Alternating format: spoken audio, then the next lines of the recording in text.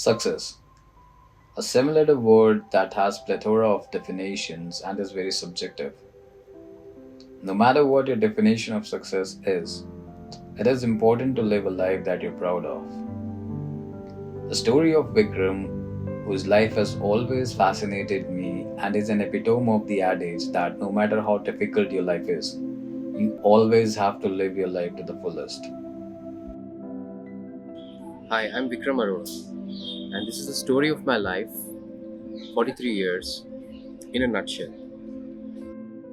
I was the eldest of the three siblings that we have. I have a sister and a brother also. Even if somebody is very young, even if somebody is 8 years old, being the eldest comes with a lot of responsibility at a very young age. So I was taking care of a lot of things, even as a child. My mom suffering.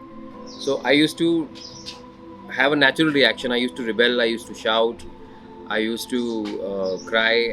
I was like a nerd. I was a quiet child. I was only interested in books, and I was not socially acceptable to most people, most of my school friends, the classmates and teachers. I used to draw very well, I remember, and I used to be creative in painting and drawing and sketching.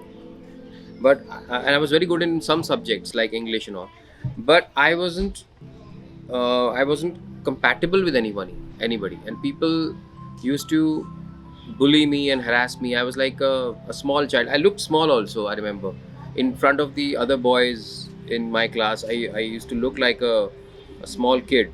So that created an school time became a harrowing experience for me. It became something which I used to dread going to school in the morning. I remember. Nobody was there to mentor me. Nobody was there to make me understand the value of money or relationships or any kind of good habits or that I should be. Nobody taught me. Nobody taught me that I should travel. Nobody told me that I should do yoga. Nobody told me that I should do meditation. Nobody told me all the good things.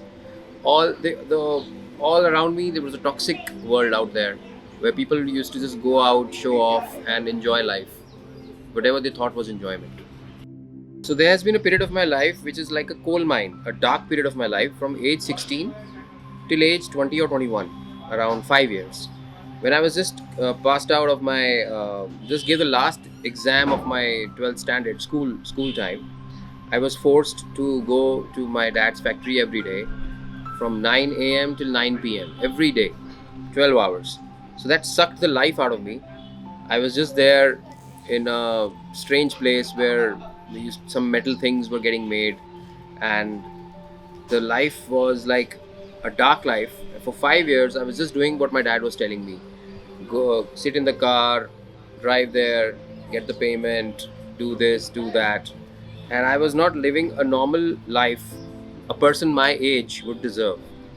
Uh, being a being a 16, 17-year old, I had hopes, dreams, and I wanted to understand life, wanted to explore life, but I was not given that chance. People my age were doing courses, were traveling, doing were doing a lot of career moves so that they can, they're going to college also so that they can actually have a career later on.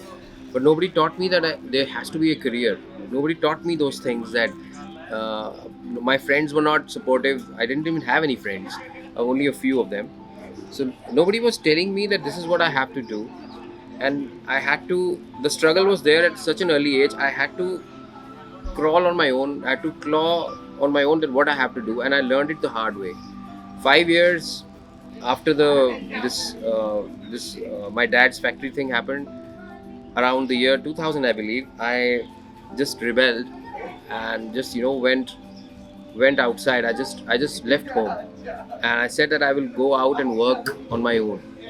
I will just, I didn't want my dad's money and all. He refused to give me anything. He said that he would not be giving me even a rupee of money, or even my whatever facilities he had given me. And I was left on my own in the year 2000. I was left on my own. I was started doing jobs, went outside, traveled alone, and I remember the first job was in a music company. I used to earn a small amount of money, around 4,000 rupees, and that was a music store. Yes, I rebelled and I just started doing these jobs, and I did not know that life was changing. My life was changing, but India was also changing at that time, and companies from all around the world were coming here and giving jobs to youngsters like me, 20-year-olds who were energetic, who wanted to do something, who can do night shifts and who can do this that.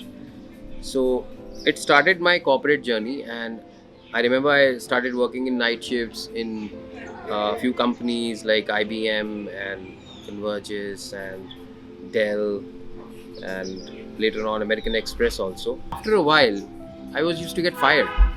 Maybe it was my problem of how I look at jobs or how I think jobs should be.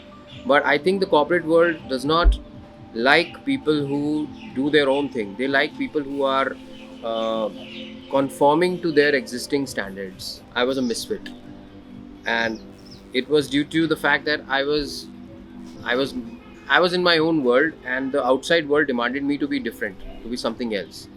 So the commercial aspects were not understood by me. I started being a writer at those times. I used to started writing blogs and wrote a lot during those times, which later became my book also. I have written a book on the corporate world, which is called The Fresher, Winning in the Corporate World. So in 2010, I remember we decided that we should leave a big metro city that we were living for the past so many years, and we should go to a small town which is Dehradun, which is near Rishikesh. I suffered a lot initially. In my 10 years that I have been in this small town, I spent around 2 to 3 years in complete poverty. My dad died in 2012, and I had to support my entire family, my sister, my brother, my mother, in this town, just by trying to earn and get some money. And there was no earning, you know, nothing, there was nothing like that that you will get a lot of money here. But I never thought that I should end my life. I never had this thought that I should, this struggle is too much for me, and I should uh, just end my life like people do nowadays. They get into drugs, they get into alcohol, they become suicidal. So I understood that the struggle is always there. It's there, and me being a misfit, the struggle was even more for me. But the uh, the good part was that I carried on. I carried on. I kept on moving forward, and the 2 3 years of extreme poverty also were somehow taken care of by God's grace. Because of all these problems in me being in my late 30s, I had developed certain impurities inside me. I was frustrated. I was constantly anxious.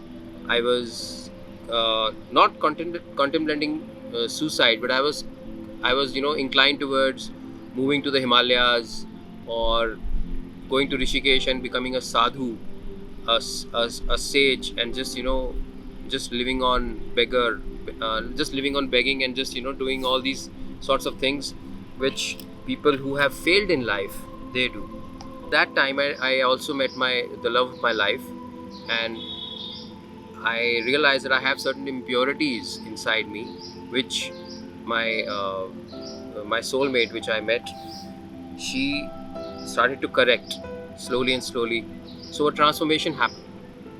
So over the years, my all the impurities like my anxiety, my frustration, my distractive mindset, certain destructive mindset I had in me, certain other kind of impurities where you are looking outwards towards influencing things like lights influence us, or different people influence us, status influences us, certain people with a different kind of a power influence us. So all those aspects started diminishing inside me because of my the love of my life. After I met her, suddenly I I realized that I'm okay with myself. I don't need to be anybody's slave. I don't need a boss. I developed the confidence to be my own person, do my own thing, and in 2019, I started my own company, my own work, and my own experience, everything. I was able to do well, and I was able to earn well, and also have a life of freedom. So I realized that money is actually freedom. So even though I was not earning that big, that great, I was able to earn well and also have the required freedom. I was I tried to provide in a nutshell the 43 years of my existence and the life, the struggles of life, and it's still ongoing. The struggles will continue till till we are in this world, till there is our time, whatever time we have in this world. The struggles continue. The life is always anybody's life. You, if I look at anybody's life in my hundreds of relatives or whoever, I see that everybody's life is full of struggle, and the life is life. The struggle never stops. It always there, but you have the patience and the perseverance, and also what do you call, the energy or the resilience. I think resilience is the right word here. You have to have the resilience to face all the struggles that life will keep throwing on you, and still live a beautiful life. The important aspects is to rest well, to live in nature, and to do exercise, do yoga, meditate, so that your life is actually away from the anxiety and stress that is causing so much problem in the world today.